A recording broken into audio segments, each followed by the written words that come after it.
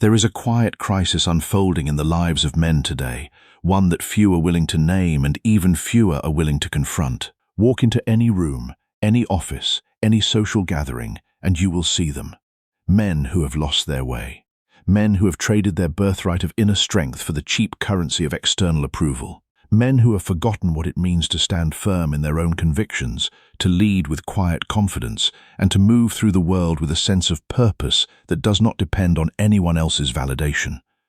I have observed this pattern for years, and the more I look, the more I see it everywhere. There are 4 distinct types of men in today's society. 3 of them are so common that you can spot them without even trying. They are everywhere. And to me, the 4th type, the one that actually matters, is nearly extinct. It is not a matter of genetics or luck. It is a matter of choice. And every man, at some point, must decide which type he will become. The first type is the pleaser, the classic nice guy. You have met him 1,000 times. He is the one who asks permission to have an opinion. He is the one who, when asked where he wants to eat, will almost certainly say something like, "Wherever you want." He has been conditioned to believe that his own desires are secondary, that his voice is not worth using, that his preferences are an imposition on others. He calls himself easygoing. He calls himself agreeable. He calls himself a good man. But in reality, his easygoing nature is not a virtue. It is a sign of weakness. It is a mask he wears to hide his fear of conflict, his terror of being seen as demanding, his deep-seated belief that he is not worthy of having his own needs met.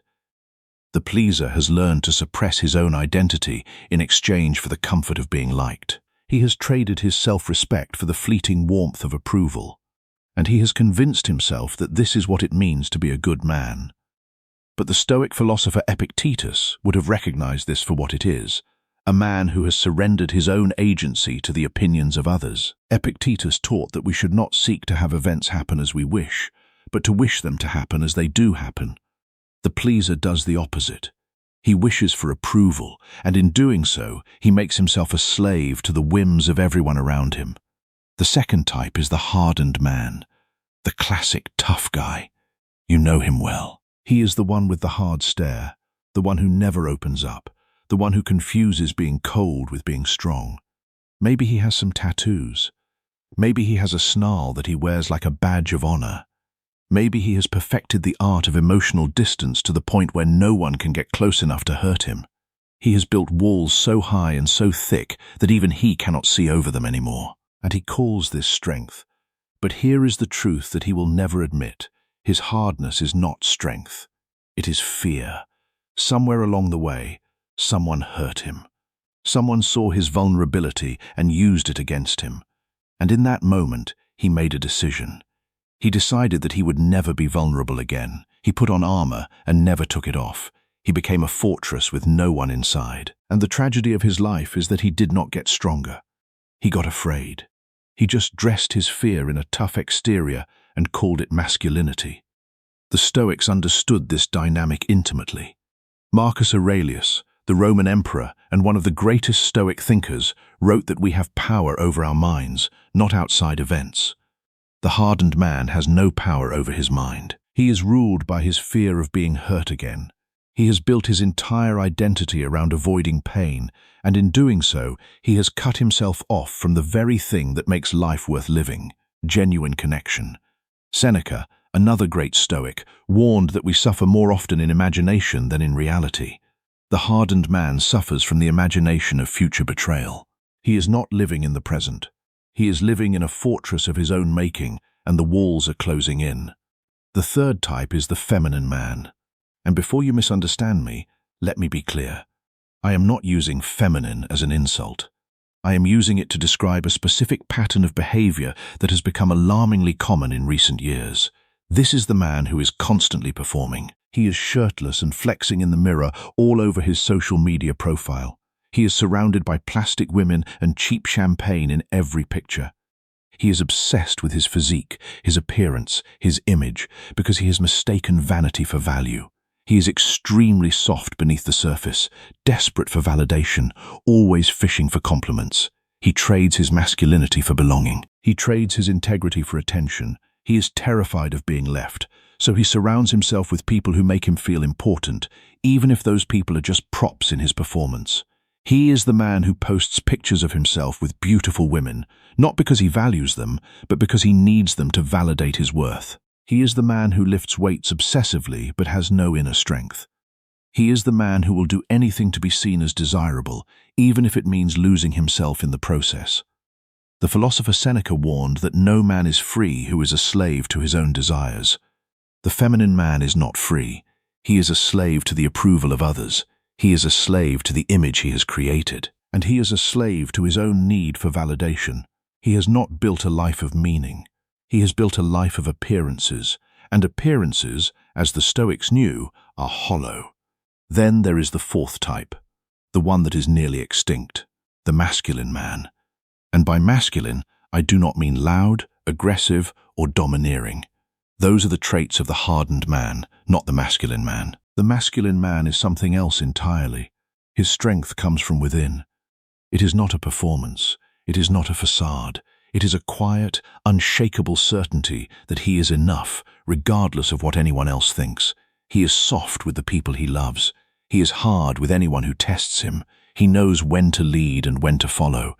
He is decisive without being domineering. He is strong without being cruel. He does not need validation because he already knows his worth. He does not seek approval because he has already approved of himself. He has done the inner work that the other three types have avoided. He has faced his wounds and healed them. He has confronted his fears and overcome them. He has examined his life and found meaning in it. He is not perfect, but he is whole. And in a world full of broken men, his wholeness is a beacon. The Stoic philosopher Epictetus taught that no great thing is created suddenly. The masculine man understands this. He knows that his strength was not built in a day. It was built through years of discipline, self-examination, and the willingness to face the hard truths about himself. He knows that vulnerability is not weakness. It is the courage to be seen. And he knows that the only approval that truly matters is his own. The difference between the fourth type and the first three is not a matter of circumstance. It is a matter of choice. The pleaser, the hardened man, and the feminine man are all living from their wounds. They are reacting to past pain rather than living in present strength. The pleaser is still trying to earn the love he did not receive. The hardened man is still protecting himself from the betrayal he once experienced. The feminine man is still seeking the validation he never felt worthy of. They are all prisoners of their own histories. They are all trapped in patterns that were formed long ago, patterns that they have never had the courage to break. The masculine man, by contrast, has healed. He has not forgotten his wounds, but he has stopped letting them define him. He has faced his past, made peace with it, and moved forward. He is not perfect. He is not invulnerable, but he is free. And that freedom is what makes him so rare. The Stoic philosopher Seneca observed that the brave man is not he who does not feel afraid, but he who conquers that fear. The masculine man has not eliminated his fears. He has simply refused to let them control him. He has refused to let his past dictate his future. He has refused to trade his integrity for approval or his strength for comfort. So the question becomes, which type of man are you? And more importantly, which type do you want to be? Because the beautiful thing about this framework is that it is not fixed. You are not born a pleaser, a hardened man, or a feminine man. You become one through the choices you make, and you can unbecome one through the choices you make now. The Stoics believed in the power of the will. They believed that we are not victims of our circumstances, but masters of our responses. Epictetus wrote that it is not what happens to you, but how you react to it that matters. And that is the heart of the matter. If you recognize yourself in the pleaser, the first step is to start speaking your truth. Stop asking for permission to have an opinion. Start expressing what you actually want. Stop saying, wherever you want, and start saying, I would like this. It will feel uncomfortable at first. It will feel selfish. But that discomfort is the feeling of breaking a pattern that has held you back for years. The philosopher Alain de Botton, a modern thinker deeply influenced by Stoicism, has observed that we often confuse being agreeable with being good. But there is nothing good about suppressing your own identity. There is nothing virtuous about erasing yourself to please others. True kindness is not self-abandonment. It is the generosity that comes from a whole self. If you recognize yourself in the hardened man, the first step is to let someone in. It does not have to be everyone. It does not have to be all at once. But start by showing a crack in the armor. Share something real with someone you trust. Admit that you are afraid, or that you are lonely, or that you are tired of carrying everything alone. It will feel terrifying. It will feel like weakness. But it is not weakness. It is the beginning of strength. The Stoic philosopher Musonius Rufus, who taught Epictetus, wrote that we should not be ashamed to learn what we do not know. The hardened man has been ashamed of his own vulnerability. He has confused vulnerability with failure. But vulnerability is not failure. It is the condition of being human. And the man who can admit his humanity is stronger than the man who pretends he has none. If you recognize yourself in the feminine man, the first step is to stop performing. Stop posting for validation. Stop seeking approval from strangers. Start building a life that is meaningful to you, not a life that looks good to others. Start asking yourself who you really are beneath the filters and the flexes and the carefully curated images. The Stoic philosopher Seneca warned that no man is free who is a slave to his own desires. The feminine man has been a slave to the desire for validation. He has built his entire identity around the opinions of others. And the only way to break that cycle is to start caring less about what people think and more about what he thinks of himself. The writer and philosopher James Baldwin, who understood the human condition as deeply as anyone, once said that the moment you stop being ashamed of yourself, you can begin to live. The feminine man has been ashamed of who he is without the validation of others. He has been ashamed of his own quiet self, and that shame has kept him trapped in a cycle of performance. The way out is to face that shame and let it go. If you want to become the fourth type, the masculine man, you must begin the journey of healing. That is the central message of this entire reflection. Heal yourself. Not for anyone else. Not for a woman. Not for your parents. Not for society. For yourself. Because you are the only person who has to live with you every single day. And if you are living from a wound, you are not really living at all. You are just surviving. You are just reacting. You are just going through the motions while the deeper part of you, the part that was meant to lead, to create, to love, to grow, stays hidden beneath layers of fear and false identity. The Stoic philosopher Epictetus wrote that we should not be upset by what we do not have, but rejoice in what we do. And what you have, if you are willing to claim it, is the potential to become the man you were meant to be. Not the man your wounds made you. Not the man society told you to be. Not the man you pretended to be for approval. The man who lives with purpose, who leads with conviction, who loves with his whole heart, and who stands firm in the face of life's storms. That man is inside you. He is waiting. He has always been waiting. The only question is whether you will finally let him out. The journey of healing is not easy. It is not quick. It is not comfortable. It requires facing the parts of yourself that you have been avoiding for years. It requires admitting that you have been wrong about some things, that you have been hiding from others, that you have been living in a way that is not worthy of the life you were given. But the alternative is worse. The alternative is to remain one of the three types that are everywhere. To remain a man who is pleasing, hardened, or performing. To remain a man who is living from his wounds rather than his purpose.